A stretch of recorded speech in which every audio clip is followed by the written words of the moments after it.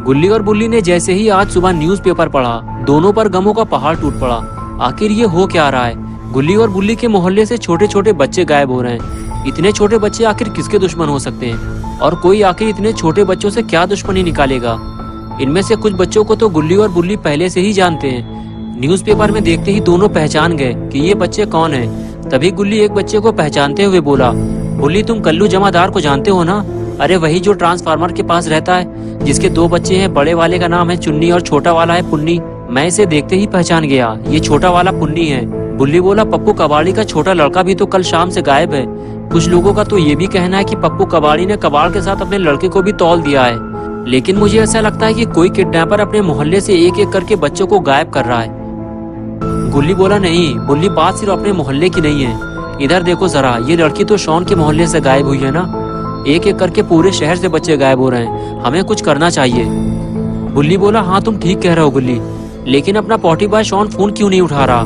कल रात में मैंने उसे 3-4 बार फोन किया, आज सुबह भी मैं 3-4 बार फोन कर चुका हूँ। मुझे तो कुछ गड़बड़ लग रही है। गुल्ली बोला, अगर ऐसी बात है तो हमें फौरन शॉन के घर चलना चाहिए। ये कहकर गुल्ली और बुल्ली दोनों स्कूटर के पास जाने लगे। गुल्ली ने स्कूटर स्टार्ट की और बुल्ली को अपने साथ लेकर शॉन के घर की तरफ चल दिया। शॉन का घर यहाँ से काफी दूर है। गुल्ली और बुल्ली को शॉन के पास पहुँचने में करीब 1 घंटे का वक्त लगा। 1 घंटे बाद जैसे ही गुल्ली और बुल्ली स्कूटर लेकर शॉन के घर के पास पहुँचे तो रोड पे इतना सन्नाटा देखकर दोनों और भी ज्यादा डर गए। लगता है यहाँ के लोगों ने किडनैपर के डर से घरों से बाहर निकलना ही बंद कर दिया है। और फिर जैसे ही गुल्ली और बुल्ली शॉन के घर के पास पहुँचे तो उन्होंने कुछ ऐसा देखा जिसकी उन्हें उम्मीद नहीं थी, और ये देखते ही दोनों की खोपड़ी घूम गई। गुल्ली बुल्ली ने देखा कि पॉटी बॉय शॉन तो बिल्कुल सही सलामत है और वो अपनी कार को चकाचक करने में लगा हुआ है। शॉन ने जब से नई कार खरीदी है तब से वो गुल्ली बुल्ली को भूल गया है, और गुल्ली बुल्ली ये सोच रहे थे कि किसी खाद बनाने वाली कंपनी ने पॉटी बॉय को किडनैप कर लिया है। बुल्ली बोला, जब इसने फोन नहीं उठाया तो हम कितना परेशान हो गए थे, और ये अपनी कार चकाचक करने में लगा हुआ है। गुल्ली बोला, बाकी बात हम बाद में करेंगे, पहले चलकर इसकी सुताई करते हैं, एक एक करके इसको टपली मारेंगे। ये कहकर दोनों शॉन की तरफ चल दिए और फिर आगे बढ़कर बुल्ली ने शॉन को टपली मार दी। शॉन फौरन पलटा और अपनी खोपड़ी सहलाते हुए इधर उधर देखने लगा। शॉन ये समझ नहीं पा रहा था कि आखिर उसको टपली मारी किसने। यहाँ तो आसपास कोई भी नहीं है। और तभी शॉन की नजर गुल्ली बुल्ली की स्कूटर पर पड़ी और शॉन देखते ही पहचान गया, अरे ये तो गुल्ली बुल्ली की स्कूटर है, लेकिन ये यहाँ कैसे आई? शॉन ये सोच ही रहा था कि तभी उसने गुल्ली को छुपते हुए देख लिया। और बस फिर क्या था, शॉन दौड़ते हुए गुल्ली के पास गया अपनी टपली का बदला लेने और उछलकर गुल्ली को जमीन पर गिरा दिया और उसे एक के बदले 3 टपली मारी और गुल्ली के ऊपर चढ़कर बैठ गया।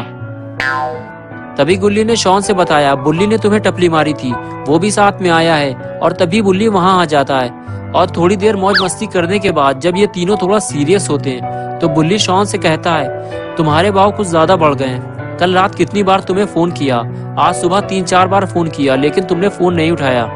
शॉन बोला, नहीं, तुम्हारा कोई फोन नहीं आया मेरे पास।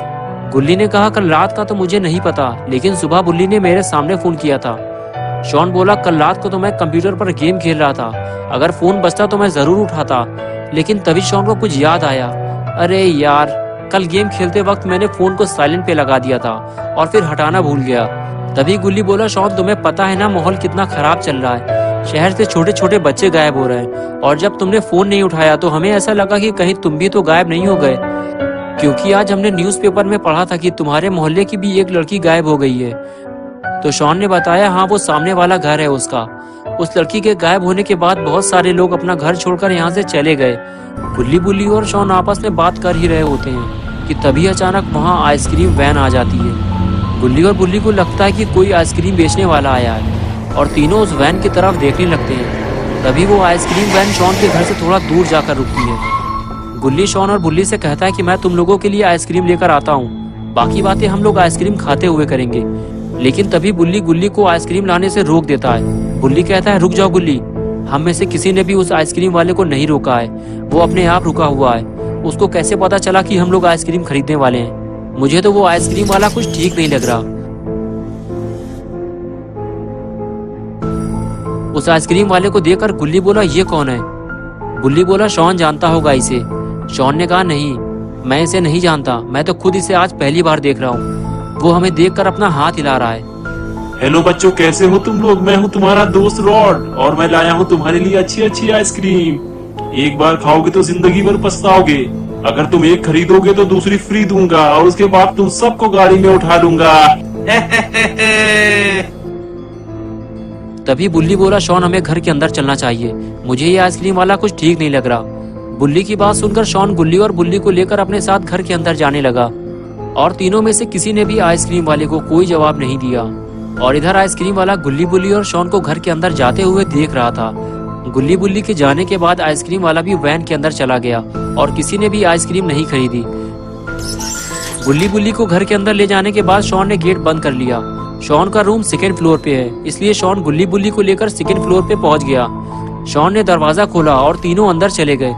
रूम के अंदर आने के बाद तीनों ने मिल बैठकर प्लानिंग बनाना शुरू की कि किस तरह उस किडनैपर को पकड़ा जाए जो इस शहर से बच्चों को गायब कर रहा है। शॉन बोला, मेरे दिमाग में एक आइडिया आया है। हम तीनों रोड पर अलग अलग खड़े होंगे और किडनैपर जैसे ही हमें रोड पर अकेला खड़ा देखेगा हमें पकड़ने की कोशिश करेगा, बस उसी वक्त हमें जोर से चिल्लाना है। गुल्ली बोला, बकवास, घटिया, दो कौड़ी का आइडिया है तुम्हारा, बिल्कुल तुम्हारी पॉटी की तरह। इस तरह हम तीनों पकड़े जाएंगे। वो एक एक करके हम तीनों को गायब करता जाएगा और बाकियों को पता भी नहीं चलेगा कि कौन गायब हो गया है। इसलिए हम तीनों को साथ में रहकर ये काम करना होगा। बुल्ली ने कहा, अगर हम तीनों साथ रहेंगे तो वो कभी भी हमारे करीब नहीं आएगा। हम तीनों को अलग अलग लेकिन होशियारी से काम करना होगा। गुल्ली बोला, हम तीनों एक साथ ही काम करेंगे, लेकिन सिर्फ एक बंदा ही रोड पर अकेले खड़े होने का नाटक करेगा, बाकी दो छुपकर उस पर नजर रखेंगे और जैसे ही किडनैपर करीब आएगा हम उसे मिलकर दबोच लेंगे। और इसी तरह गुल्ली बुल्ली और शॉन तीनों मिलकर घंटों तक किडनैपर को पकड़ने की प्लानिंग बनाते रहे। और देखते ही देखते सारा दिन गुजर गया और रात हो गई। रात होते ही शॉन ने अपने कमरे की खिड़की खोली और बाहर झांकने लगा। गुल्ली और बुल्ली कंप्यूटर पे GTA 5 खेल रहे थे। तभी शॉन ने रोड के किनारे किसी को भागते हुए देखा, लेकिन अंधेरा होने की वजह से वो ठीक से देख नहीं पाया कि वो कौन था। शॉन की ये समझ में नहीं आ रहा कि वो जो भी था, लेकिन शॉन को देखकर भागा क्यों। शॉन काफी देर तक इधर उधर देखता रहा, लेकिन फिर उसे कोई दिखाई नहीं दिया। शॉन कुछ देर तक खिड़की पे रुका और फिर वापस अंदर चला गया। शॉन तो उस आदमी को नहीं देख पाया, लेकिन वो आदमी गुल्ली बुल्ली और शॉन पे नजर रखे हुए।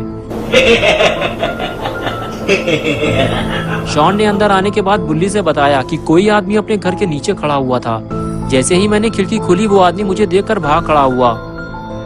बुल्ली ने कहा, क्या तुम उसे पहचान सकते हो? शॉन बोला, नहीं, मैं उसका चेहरा नहीं देख पाया। गुल्ली बोला, जरूरी नहीं है कि वो कोई किडनैपर हो सकता है वो कोई चोर हो, क्योंकि आस पड़ोस के ज्यादातर घर खाली पड़े हैं और हो सकता है वो चोरी करने आया हो और उसने जैसे ही तुम्हें देखा होगा डर के भाग गया होगा।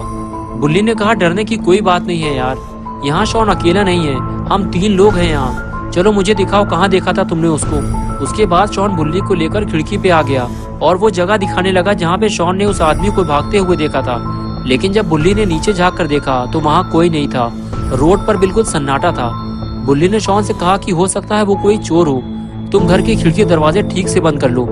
शॉन बोला, गेट तो मैं बंद करके ऊपर आया था, रही खिड़की की बात तो मैं इसे बंद कर देता हूँ। और उसके बाद शॉन ने खिड़की बंद कर दी और उसके बाद गुल्ली बुल्ली और शॉन बारी बारी से काफी देर तक कंप्यूटर पर गेम खेलते रहे।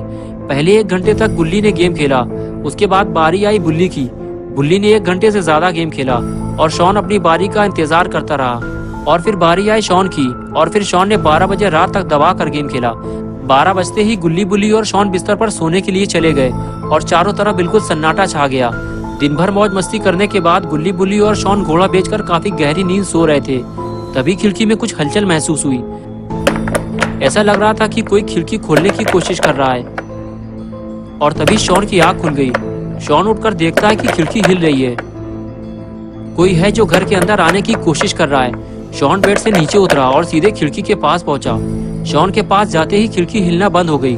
खिड़की पे जो भी था शायद वो चला गया था। शॉन ने कुछ देर रुककर खिड़की खोली और बाहर देखने लगा। बाहर तो उसे कोई नजर नहीं आया, लेकिन खिड़की पे एक रस्सी लटक रही थी। शॉन ये देखकर समझ गया कोई तो जरूर था जो अंदर आने की कोशिश कर रहा था। शॉन ने दरवाजा खोला और सीधे नीचे भागकर ये देखने के लिए गया कि कहीं वो चोर या किडनैपर नीचे तो नहीं छुपा हुआ है। लेकिन जब शॉन नीचे आया तो उसे रस्सी के अलावा कुछ नहीं मिला। वो चोर या किडनैपर जो भी था रस्सी छोड़कर भाग चुका था। इससे पहले कि वो चोर वापस आए शॉन को ये रस्सी हटानी होगी। लेकिन ये कैसी आवाज है? अरे ये तो वही आइसक्रीम वाला है जो सुबह यहाँ आया था। लेकिन ये इतनी रात में यहाँ क्या कर रहा है? कोई भी आइसक्रीम वाला रात में आइसक्रीम नहीं बेचता। तभी शॉन को याद आया कि बुल्ली ने गुल्ली को वैन के पास जाने से रोका था, क्योंकि उसे ये आइसक्रीम वाला कुछ ठीक नहीं लग रहा था। शॉन आइसक्रीम वाले को देखकर डर गया और घर के अंदर जाने लगा। तभी उसे आइसक्रीम वाले ने आवाज दी और शॉन उसके झांसे में आ गया। अरे रुको रुको, कहाँ जा रहे हो? मेरी सारी आइसक्रीम बिक चुकी है, सिर्फ यही बची है, तो मैंने सोचा तुम्हें दे दूं, वो भी फ्री में। ना ना ना ना ना ना ना ना ना ना ना ना ना ना ना ना।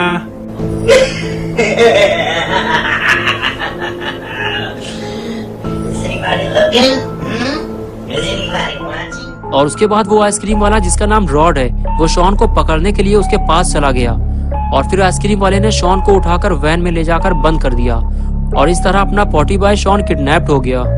दोस्तों, क्या होगा अब शॉन का? क्या अपना पॉटी बॉय शॉन कभी वापस आएगा? क्या वो कभी पॉटी कर पाएगा?